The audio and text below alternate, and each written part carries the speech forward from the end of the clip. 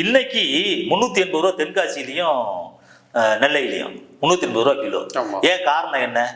கறிக்கோழி உற்பத்தியை நிறுத்திட்டாங்க விவசாயிகள், பெரும்பாலும் பற்றாக்குறை, அதனால விலை ஏற்றி விற்கிறாங்க.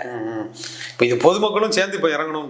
ஆமா, நீங்க அதாவது பொதுமக்கள் தான் விரும்பி இதை சாப்பிடுறாங்க. அசைவ பிரியர்கள் உடனடியாக கிடைக்கிறது கோழி. நமக்கு புரோட்டீன் கொஞ்சம் ஈஸியா குறைஞ்ச விலையில கிடைக்கிறது. அதுவும் பொங்கல் நேரத்துலலாம் 380 ரூபா 360 ரூபா வித்த கோழி. அதனால இவங்களுக்கு இப்ப இன்னைக்கு ரேட், இவங்க பிக்ஸ் பண்ற ரேட் என்ன தெரியுங்களா? இந்த பிசிசின்னு சொல்ற பிராய்லர் கோஆர்டினேஷன் கமிட்டி நிர்ணயம் பண்ணது 240 ரூபா உயிர் கோழி. அப்ப உயிர் இல்லாத கோழி எவ்வளவு போகும்? இதெல்லாம் விவசாயிகள் கேட்கறாங்க. நீங்க ஒரு கோழி உற்பத்தி செய்வதற்கு எங்களுக்கு கொடுக்குற தொகை, குஞ்சு பொரிப்பது, முட்டையை பாதுகாப்பது, குஞ்சை பொரித்து பாதுகாப்பதற்கு ஆன செலவுகள் எல்லாமே 76 ரூபாய் 77 ரூபாய். நீங்க 115 ரூபா 100 ரூபாய்க்கு விற்கிறீங்க. ஆனா எங்களுக்கு ஒரு கிலோவுக்கு 6 ரூபா 50 பைசா கொடுக்குறீங்க. நாங்க எங்களுக்கு செலவு கட்டுப்படி ஆகலாம் தான் உங்களுக்கு கேட்கிறோம். நீங்க ஏன் அதை கொடுக்க கூடாது?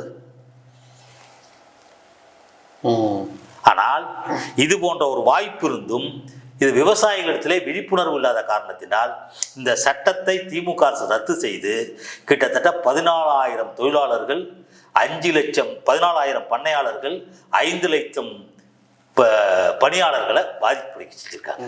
இதுல கடன் வேற, குடும்ப சூழ்நிலை. ஆமா, எங்களுடைய வேண்டுகோள், இந்த சட்டத்தை மீண்டும் தமிழக அரசு கொண்டு வர வேண்டிய அவசியம் ஏற்பட்டிருக்கிறது. நீங்க வேளாண் சட்டம், மத்திய அரசாங்கத்தோட சட்டத்துக்கு இது வேற. நீங்க மத்திய அரசாங்கம் கொண்டு வந்த சட்டத்தை விவசாயிகள் எதிர்த்தார்கள், அதனால சட்டத்தை நாங்க திரும்ப பெறுவோம் சொல்றது ஏற்புடையதல்ல. இது கறிக்கோழி வளர்ப்பு, ஈமு கோழி வளர்ப்பு போன்ற பல்வேறு உயிரினங்களை ஒப்பந்தத்தின் அடிப்படையில் வளர்த்து கொடுத்து லாபம் ஈட்டக்கூடிய ஒரு தொழிலுக்கு, உற்பத்தியாளருக்கும் நிறுவனத்திற்கும் மிகப்பெரிய பாதுகாப்பு ஒப்பந்தத்திற்கான சட்டம் இந்த சட்டம்.